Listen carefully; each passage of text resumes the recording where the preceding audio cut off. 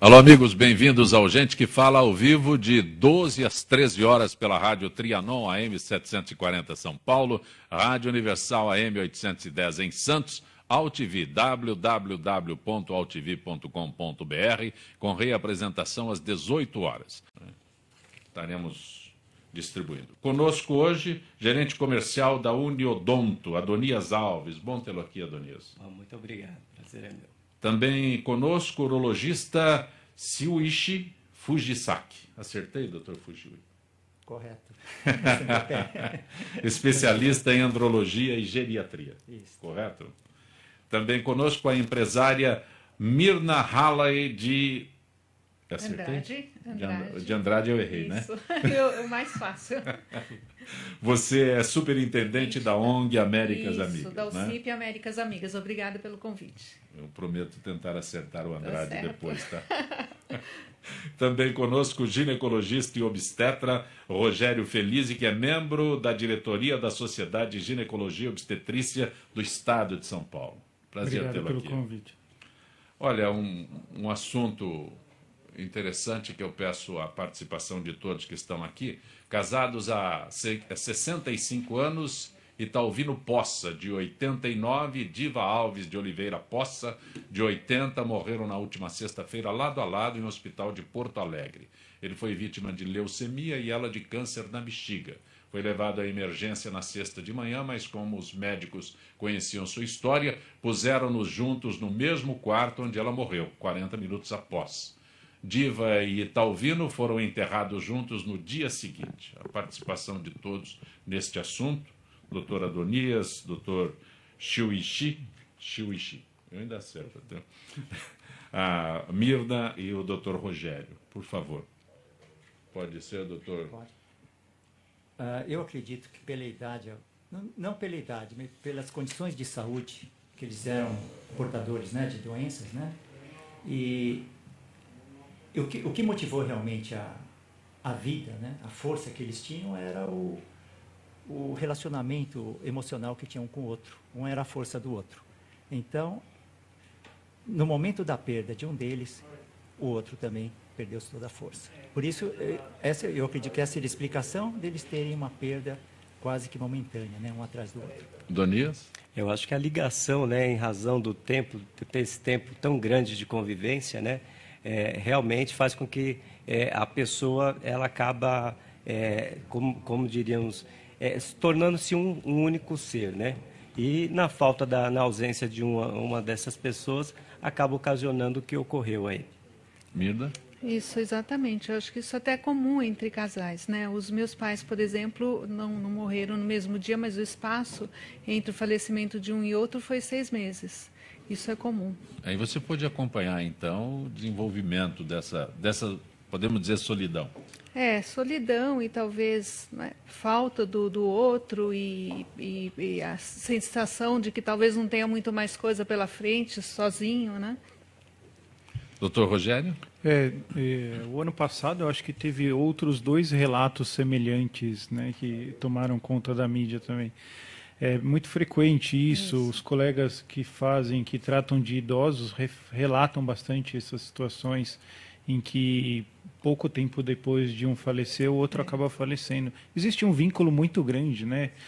Muitos anos de convivência, eu acho que isso é impressionante. A ciência ainda não consegue explicar certas coisas. Será que o emocional conduz a isso? Com certeza. Eu acho que deve ter alguma coisa. E eles estavam beirando já os 90 anos, né? 89 Sim. anos. E também pela tinham doença, passado dos 80. Sim, eles tinham uma certa dificuldade de locomoção e deslocamento. Com isso, acaba limitando o relacionamento também com outras pessoas, né? E acabam, essa convivência a 2, praticamente o mundo, de certa forma, diminui, né? Você está acompanhando o Gente que Fala, hoje com o gerente comercial da Uniodonto, Adonias Alves, urologista Shuichi Fujisaki, a empresária Mirna Halley de Andrade, o ginecologista obstetra Rogério Felize. Outubro Rosa. Estamos no Outubro Rosa, mês que marca a campanha mundial de combate ao câncer de mama. Doença que só no Brasil atinge mais de 50 mil mulheres por ano, causando mais de 10 mil mortes. O objetivo da campanha é conscientizar a população sobre a importância dos exames de prevenção, já que quanto mais cedo se detecta o problema, maior a possibilidade de cura. Dr. Rogério está com uma fita rosa. É o nosso símbolo. Isso, eu também. É o símbolo que marca a campanha aí, Isso, mundialmente conhecida. Vários locais do mundo agora estão enfeitados pela cor rosa, exatamente pela nossa campanha aí. Mirna? Exatamente. Nós temos em São Paulo já vários prédios comerciais, além dos monumentos e prédios públicos. E a ideia é chamar a atenção para a cor rosa e para as pessoas prestarem atenção e saberem que tem alguma coisa acontecendo e que isso está relacionado ao câncer de mama, à prevenção, ao diagnóstico precoce e tudo isso. Você falou a palavra que não existe no Brasil, hein? Prevenção. Doutor Rogério. Aliás, doutor Shuichi, esta é uma palavra que não se pratica no Brasil. Prevenção. Sim, mas a tendência mundial é direcionar a prevenção. Mas nós estamos falando do Brasil. Esse Brasil. é o maior obstáculo, acho, que nós encontramos em todos os segmentos da medicina. Sim, mas essa informação já avançou bastante, né? Eu acredito que a população já tem uma certa consciência. E é exatamente essa a nossa grande bandeira, né? É alertar sobre a necessidade dos exames de mamografia, de ultrassom, a visita ao médico, a mulher fazer o autoexame para detectar alterações precoces. Então, é isso que a gente quer levar para a população. Ela estar atenta ao fato da existência do câncer de mama. Então, isso é fundamental. Mirna? Isso. A prevenção, quando se fala em prevenção de câncer de mama, na verdade é a mesma prevenção em relação a todos os outros cânceres, né?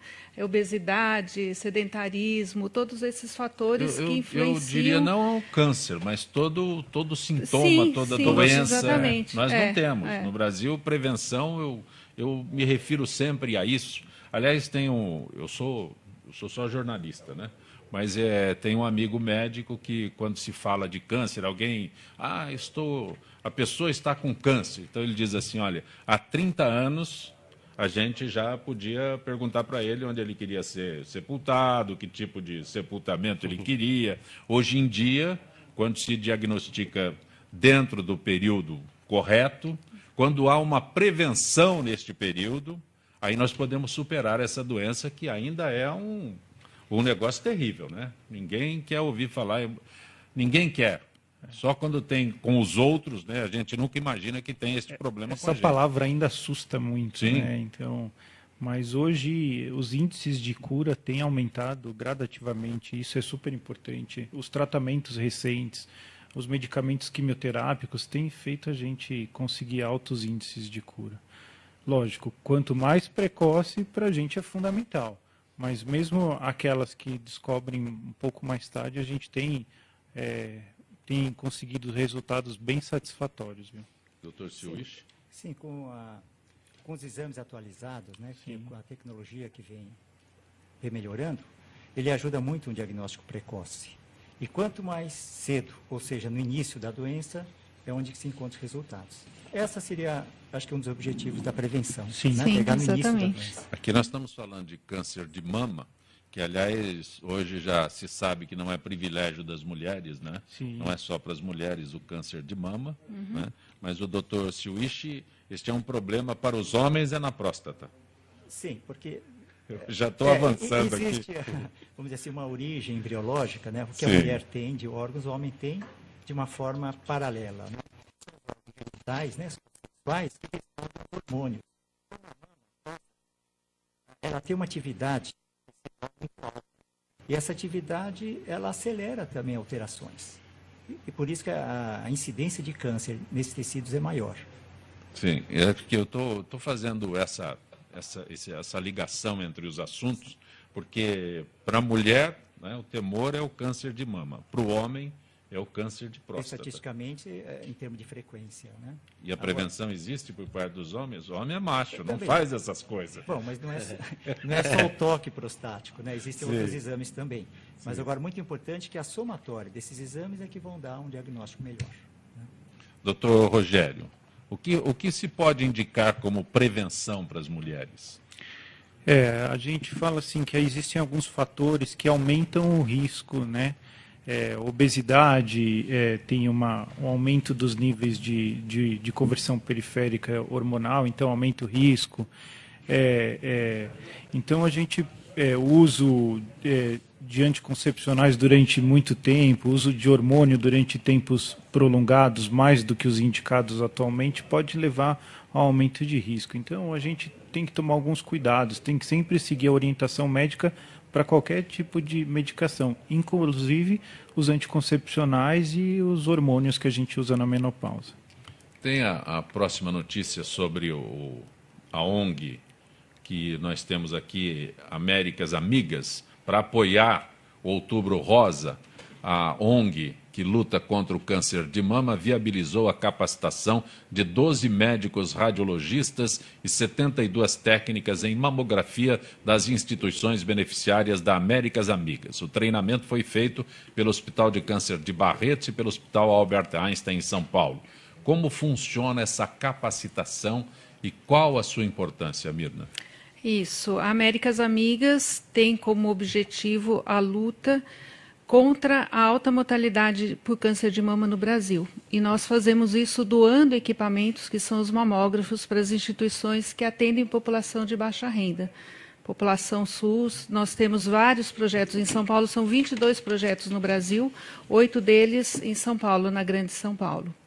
Além de cuidar desses equipamentos, de doar os equipamentos, cuidar dos equipamentos e acompanhar os projetos, a Américas Amigas começou a fornecer, proporcionar treinamento para as técnicas que utilizam esses equipamentos para que os exames realmente sejam bem feitos. E mais recentemente começou com uma parceria com o Einstein e o Ministério da Saúde a treinar os médicos que laudam os exames. E com a nossa participação na campanha Outubro Rosa, que é a conscientização, nós tentamos fechar todo o ciclo de ações que nós podemos fazer para diminuir a mortalidade por câncer de mama no Brasil. Você citou o Albert Einstein, mas tem o Hospital de Barretos. Isso, também. as técnicas elas são treinadas no Hospital de Câncer de Barretos. Elas ficam 15 dias no Hospital de Câncer de Barretos e os médicos um mês aqui no Hospital Albert Einstein. E depois desse treinamento vão para onde? Elas voltam para as instituições, todas essas técnicas elas são provenientes das instituições beneficiárias da Américas Amigas, elas voltam para a instituição com um upgrade na maneira de fazer exame, com mais conhecimento, com mais... não só em relação à técnica em si, mas como cuidar da paciente, como tratar essa paciente. Tem muitas pacientes que têm medo de fazer o exame.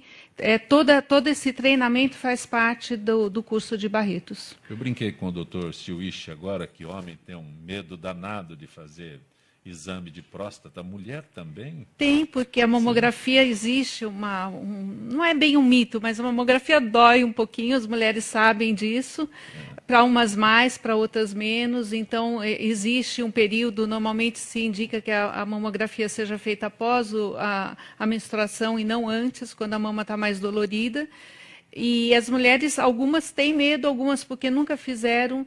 Existe também, dependendo da região do país, tem maridos que não querem que as mulheres façam o exame, porque ela vai se despir, mesmo que seja, né, em frente a uma mulher, que é a técnica. Existe na mulher de baixa renda, existe a dificuldade de chegar ao local, às vezes por não ter dinheiro para chegar lá, condução, às vezes por não ter quem fique com os filhos, quer dizer, é todo um complexo de coisas que tornam o absenteísmo um problema grande para a mamografia e para outros exames também. Doutor Rogério, já teve esse problema de mulher que fica hesitante em procurar o médico porque o marido não deixa? Tem. Por incrível que pareça, até aqui na Grande São Paulo a gente vê situações semelhantes. E há pouco tempo atrás eu me deparei com uma situação que é incrível, mas tem mulheres que não procuram um médico do medo do diagnóstico. Sim, existe. Então, ela sabe que está com nódulo, às vezes aquele nódulo chega até formar uma ferida por fora da pele, e ela esconde da família, esconde dos médicos, porque ela tem medo do diagnóstico. Então, isso é uma das coisas que a gente luta muito para desmistificar, que não esconda, né? Quanto mais rápido ela for procurar o serviço médico, quanto mais rápido ela chegar nas mãos de um profissional qualificado, melhor vai ser o tratamento dela. Então, ainda existe pessoas que o marido impede ela de procurar um serviço de saúde por ciúmes. Existem situações em que a mulher mesmo evita de procurar por vergonha, por medo do diagnóstico. Então, essa a nossa grande campanha. Esse medo eu até compreendo, como já me referi no Sim. início, né? Essa palavra é temida por todo mundo. Todo mundo se assusta. Sim, né? sim. Mas agora o machismo impedir que as mulheres façam a prevenção... Incrível, né? Doutor Silwisch, o machismo é diferente, né? Diferente, A completamente pessoa não diferente, procura o sem dúvida. médico porque o homem... Mas também o homem, quando ele... A idade que é importante para que ele comece a fazer os exames é a partir dos 40 anos. Né? 40 anos. Enquanto que no caso da mulher, eu diria, após a puberdade, já tem alterações hormonais. Sim, após a puberdade ela já tem que fazer o autoexame, se examinar, né? Mas exames de rastreamento, mamografia, geralmente é acima dos 35 anos, em algumas mulheres até um pouco antes, dependendo da faixa de risco, de antecedentes familiares e tudo isso. Doutor Silwisch, o senhor fala 40 anos? Estatisticamente, a partir de 40. Né? Tem um hospital que faz uma campanha aqui em São Paulo que os homens devem participar dessa campanha a partir dos 50 anos. É a idade oficial. Isso, estão colocando um pouco para mais. Agora o senhor está reduzindo essa idade. Era 40. Estão aumentando para 45. Porque 40 vai muita gente. Não, depende. Se tiver um antecedente, não dá conta. Aqui no Brasil é assim. Opa, 40 muita gente vai procurar. Até porque as pessoas de menos idade podem ter mais consciência da necessidade dessa prevenção. Aí exemplo, os órgãos públicos falam, opa, vamos aumentar essa idade aí, porque vai muita gente. Agora, quando há um histórico familiar já de câncer, tumor de próstata, realmente aos 40, pelo menos, tem que fazer um exame. Mas aí o senhor está falando já de um... Não, mas o paciente ele não tem, mas ele tem antecedente familiar. Sim, é 40. Mas o senhor está falando de um antecedente familiar e que as pessoas com consciência procuram o médico. Né? Agora, na verdade, a prevenção, para qualquer doença, não seria a partir dos 40 nem 50. Né? Seria desde o nascimento. A vida toda. Com relação à dieta, né? Alimentação, hábitos álcool, de atividade física. Isso é importante. O senhor está falando só de coisa boa. Então, o homem, ele tem realmente uma fase da vida que ele não é acompanhado. Né? O pediatra normalmente acompanha até os 10 anos, e o urologista, vamos colocar do lado do homem, a partir dos 40. E do 10. Esse ato é entre 10 aos 40. 40? Né? O jovem, de certa forma, ele fica abandonado. Né? Sim. Também acontece Não, com nas mulheres a gente já conseguiu com que o público jovem frequente o consultório do ginecologista para fazer exames de rotina, rastreamento, tudo. No homem, realmente, a gente percebe que existe um hiato aí, que se perde o acompanhamento do homem. A mulher, a gente já conseguiu conscientizar ela da importância desses exames. Mirna, qual é a participação estatisticamente, as mulheres elas vão mais ao médico do que os homens, né? Sim. Isso é sabido.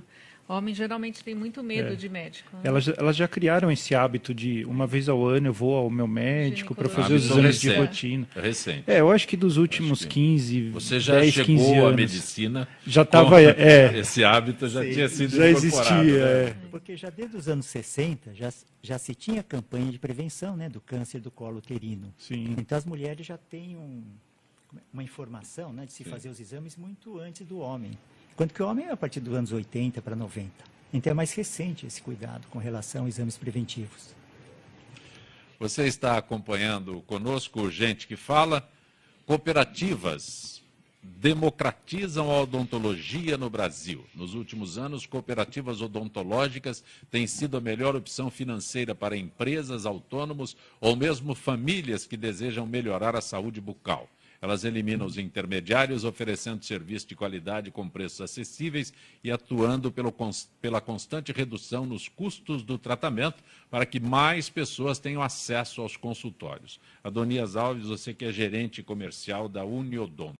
Mirna, esse é o Maria do Socorro, que você comente a respeito de organizações contrárias à realização de mamografia. Vocês encontram esse problema? Isso é também polêmico, esse assunto volta e meia aparece, mas o que se tem de concreto hoje em dia é que a mamografia é a melhor maneira de se detectar o câncer precocemente. Então, ela continua sendo preconizada, especialmente em países como o Brasil. Existe? Existe. Para tudo tem dois lados, né? Sempre tem. Teve uma pesquisa polêmica que saiu aí há pouco tempo atrás, falando de um país desenvolvido, onde o acesso à saúde é muito melhor do que o nosso. E aí eles fizeram dois grupos. Um grupo que fazia a mamografia e outro grupo que fazia, que não foi feito esse acompanhamento, só acompanhamento clínico. E aí eles não viram diferença. Mas aqui, os nossos serviços, comprovadamente, a mamografia é eficaz na prevenção do câncer. Doutor Suíche, isso acontece também com os homens? Sim, perfeitamente, né? Os exames são muito importantes para dar o diagnóstico correto final, né? Sem os exames não há possibilidade de... É que me assusta uma situação dessa quando você descobre que tem pessoas contrárias a tudo que eu estou aqui me batendo desde o início com relação à prevenção. Aí se descobre, né, que tem pessoas contrárias. Isso, porque a simples palpação seria o exame básico, né? É importante atualmente também se autoexaminar, que é muito importante. Mas acontece que as técnicas, né, os equipamentos evoluíram tanto que é muito importante que se faça uma avaliação com esses exames. E a mamografia, ela possibilita que o câncer seja encontrado no estágio in situ, né? Que a existem probabilidade lesões que não de cura são palpáveis, altíssima. isso que é importante. Tem um tipo específico de câncer que se chama carcinoma in situ, né? Que é antes dele partir para a fase da invasão. Isso. Em algumas vezes, esse carcinoma in situ ele é microscópico, ele é pequeno. Algumas vezes a gente identifica ele através de algumas microcalcificações na mamografia e não são palpáveis. Ou seja, esse é nosso foco. Me confirma ou desminta a afirmação, porque, como eu disse, sou só jornalista. Mas um médico uma vez me disse que esta é uma doença terrível, porque muitas vezes não é detectada, porque é o próprio tecido. Então, existe a dificuldade da detecção porque é o próprio tecido que está se desenvolvendo, a não ser quando há anomalias que acontecem. Na verdade, são uma célula básica que a gente chama.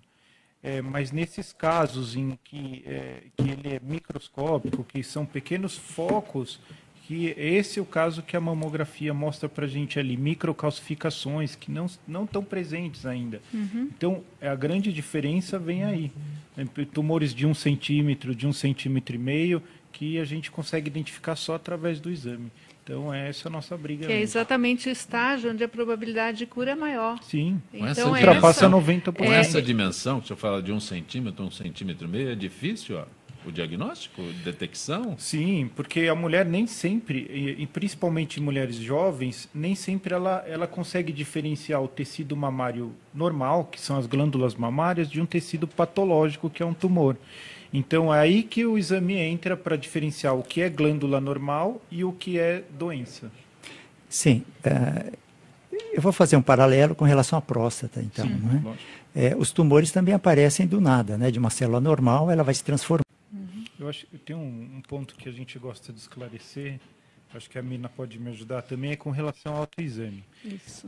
O autoexame, né, em algum momento foi questionado, né, pelas algumas sociedades médicas. Mas o autoexame, qual que é a grande ideia do autoexame? A mulher se conhecer. Então, a mulher, se faz o autoexame após a menstruação, ela conhece as mamas dela. E aí, numa determinada fase, ela vai falar, opa, tem alguma coisa que não estava aqui. E aí ela vai procurar o serviço médico. O que a gente gosta de dizer, enfatizar bastante, assim, o autoexame não exclui a necessidade da mulher procurar um médico e de fazer os exames de rotina. O autoexame é fundamental para ela se conhecer. Então, a maioria das pacientes que acabam procurando a gente nos serviços de referência, ela fala, poxa, doutor, tem um negócio aqui que não estava aqui, o que será que é isso? Porque muitas vezes a gente faz o exame, a mamografia, por exemplo, em determinada faixa etária, ela é realizada anualmente. E a mulher consegue identificar um tumor no período entre um ano e outro. Então, isso é importante. Eu acho que o autoexame já foi muito criticado. O autoexame não exclui a necessidade de um profissional habilitado, um médico, um mastologista, um ginecologista, mas a mulher se conhecer.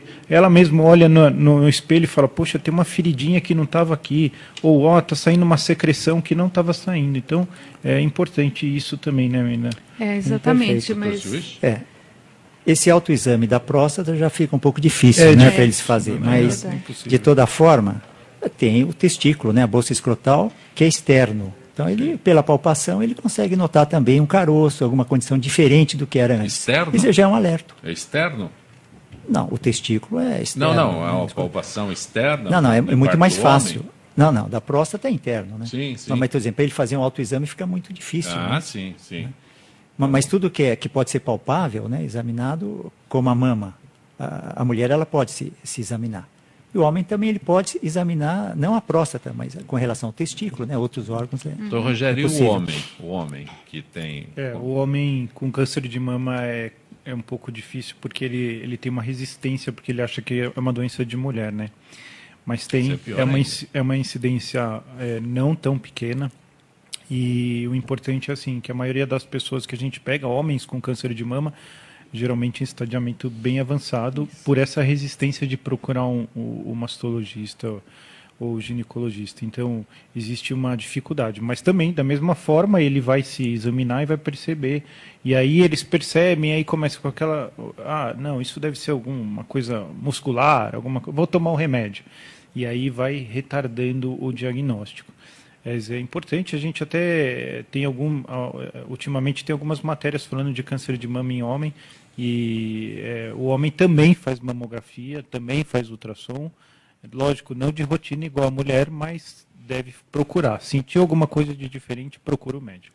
Você está conosco no Gente que Fala, doutor Letício, doutor Nelson Letísio. Boa tarde, doutor Nelson. Como é que está, Zancopé? Tudo em ordem? Contato com o doutor Nelson Letísio, que é cirurgião plástico. Podemos conversar agora? Sim, senhor. Estou todo ouvido seu. Uma oportunidade. Conosco no estúdio, o gerente comercial da Uniodonto, Adonias Alves, o urologista Silwishi Fujisaki, a empresária Mirna de Andrade, que é superintendente da ONG Américas Amigas, o ginecologista obstetra Rogério Felize, participando conosco do estúdio no nosso Gente que Fala.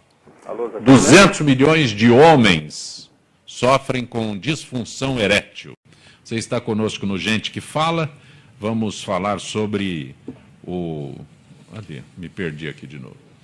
O otimismo do paciente é muito importante para os resultados do tratamento contra o câncer de mama, porém é importante que ele conheça a realidade para não alimentar falsas esperanças que podem causar o efeito contrário com grandes decepções. Segundo alguns médicos, quanto melhor o paciente entender o processo de cura, melhor reagirá diante dos problemas que surgirem. Doutor Rogério. Eu acho que assim, a parte psicológica do paciente com câncer de mama é uma coisa fundamental para a gente. Assim, na maioria dos serviços que a gente trata de câncer de mama, sempre tem um acompanhamento psicológico. O esclarecimento para a paciente é fundamental. Hoje em dia não existe mais aquela história de esconder o diagnóstico da paciente. Então, a partir do momento que ela sabe da doença, ela tem que saber pelas fases que ela vai passar. É a quimioterapia? Sim, infelizmente é a quimioterapia, mas é isso que vai te fazer ficar curada. Vai cair o cabelo, doutor? Não tem problema, depois o cabelo cresce novamente. Isso, a gente tem lenço, tem chapéu, tem peruca, a gente ajuda. Quer dizer, o médico tem essa função de esclarecer a paciente das fases que ela vai passar e colocar tudo para ela, quais as porcentagens. Hoje o jogo é aberto, né? Não existe mais O Adonias estava se referindo há instantes, antes do início do programa, que ele esteve num evento onde as pessoas estavam recolhendo cabelo, doando o cabelo, não é? Elas estavam doando o cabelo para, no caso, está fazendo perucas, né? Que são doadas, era uma entidade lá, não lembro qual o nome, né? Mas eu achei bem interessante. Até propus a minha filha, mas ela não aceitou doar o cabelo. Muita gente. Cada um. A gente faz doação de cabelo, próteses mamárias com uma série de coisas, mas é importante. E tem uma coisa, nessa parte psicológica, que era um assunto que a gente estava tentando conversar com o nosso colega cirurgião plástico, é a reconstrução da mama, né? A reconstrução possibilitou para a mulher continuar a vida dela. Aquela mulher que se sentia mutilada, né, quando era retirado o órgão, agora ela faz a reconstrução, ela permite que ela tenha uma sexualidade normal, permite que ela tenha a vida normal. Quer dizer, o que a gente tem que deixar bem claro para a paciente é um caminho cheio de pedras, mas é um caminho que logo, logo a gente vai passar, e nós estamos aqui para passar juntos. O médico, o psicólogo, toda a equipe está ali para ajudar ela. Então, eu acho que isso tem sido bem gratificante para as equipes que trabalham com pacientes com câncer, né? Isso mesmo. Adonias, a demanda por planos de saúde odontológico no Brasil cresceu 344% nos últimos 10 anos, segundo o Sindicato Nacional das Empresas de Odontologia de Grupo. No entanto, a concorrência fez explodir o número de queixas no PROCON. Quais são as queixas mais comuns, Adonias? Bom, as queixas, a gente tem que analisar... Eu saí de lá com dor de dente, que eu não, saí com dor de dente. Muitas vezes é o contrato que acaba não sendo tão claro, né? Se bem que hoje, né, todas as grandes operadoras, elas são obrigadas a confeccionar guia de leitura contratual. O que seria isso? Isso aí, na verdade, seria o passo a passo para aquele leigo realmente entender o que ele está comprando, aonde ele está entrando, quais são as cláusulas de permanência, qual é o direito dele, qual é a cobertura dele. A Agência Nacional de Saúde, ela por sua vez, porque o PROCON eu vejo ele mais como um mediador, antes de chegar numa segunda esfera, né? A Agência Nacional de Saúde, por sua vez, ela é quem realmente fiscaliza nós como operadora. Eu falo isso para qualquer consumidor. Quer reclamar? Não reclame para a PROCON. Procure a Agência Nacional de Saúde. Por quê? Simples. As multas começam com 100 mil lá. Então, ninguém quer pôr a mão no bolso. Então, a gente responde de imediato quando acontece qualquer coisa nesse sentido. O PROCON é mais pirotecnia do que eficiência? Não seria pirotecnia, né? Recentemente, nós tivemos uma situação aqui no estado de São Paulo que aumentou 90% as queixas junto ao PROCON. Mas a gente tem que analisar naquela situação, teve um caso específico que aquela empresa Imbra quebrou e, dentre aqueles 90% de reclamação, 60% correspondia a ela, né? Então, não é que estourou, né? Foi um caso pontual, né? Mas o PROCON, ele, por sua vez, até aqui em São Paulo tem algo muito legal que não existe em outros locais, que tem uma câmara técnica formada por dentista. Isso para nós é muito bom como operadora, porque você, como consumidor comum, reclama de algum procedimento, quem vai analisar lá é um dentista, né? Não é um profissional comum. Então, a gente vai estar falando a mesma língua e ele vai, se a gente estiver correto naquilo que nós estamos defendendo, ele vai dar ganho de causa. Caso contrário, ele vai nos punir se estiver errado. Então, isso é muito legal. Isso não tem em outros lugares. Aqui em São Paulo já existe. Dr. Silwich, nessa prevenção que o homem pode adotar para a sua prevenção com relação ao câncer de próstata, o exame de sangue, auxilia? Sim. É o PSA, né? PSA. Muito conhecido, antígeno prostático específico. Sim. É uma proteína específica da próstata, né? Então, a próstata que libera essa proteína, então ela pode ser dosada. No laboratório ele tem uma dosagem. Então, existe uma faixa normal. Quando ela está alterada, na verdade, não é só o câncer que altera. Tem outras causas também. Um processo inflamatório que altera a glândula pode elevar também. Né? Mas a elevação do PSA... ela está indicando que a próstata não está bem. Sim. Ou ela está aumentada de tamanho ou está com uma atividade maior. Né? Aí é necessário outros exames para comprovar que é um tumor, né? Que é um câncer. Mirna, as ações recentes ou as ações programadas para este Outubro Rosa pela Américas Amigas? Nós temos inúmeros parceiros, estamos atuando fazendo palestras. A nossa presidente, no momento, está no interior fazendo palestras em várias instituições para conscientizar da importância da mamografia. Estamos fazendo ações dentro das empresas parceiras. Estamos com esse lacinho, que é o lacinho da campanha, na internet, no painel de LED da Fiesp, nas empresas que estão conosco. Então, é importante, estamos com os lacinhos aqui na nossa vestimenta, é importante lembrar que a mamografia é muito importante. O seu não está mais do que rosa, já não? Está, já o do doutor Rogério está bem rosa. Tá bem o seu está mais... O meu é pink, mas ele está combinando aqui com o lacinho da Américas Amigas. Sim. Mas, de qualquer maneira, é uma manifestação... Sim. Muito importante de todos. Né? A Ayala já pediu que eu consiga uma gravata rosa para participar do programa. Isso. Então, dessa forma. Mirna Halley, falei nome? Correto? Falou corretamente. Correto. Eu agradeço a gentileza Obrigada. de ter participado do nosso Gente que Fala. Doutor Rogério Felize, é sempre muito bom tê-lo aqui, grato. Obrigado.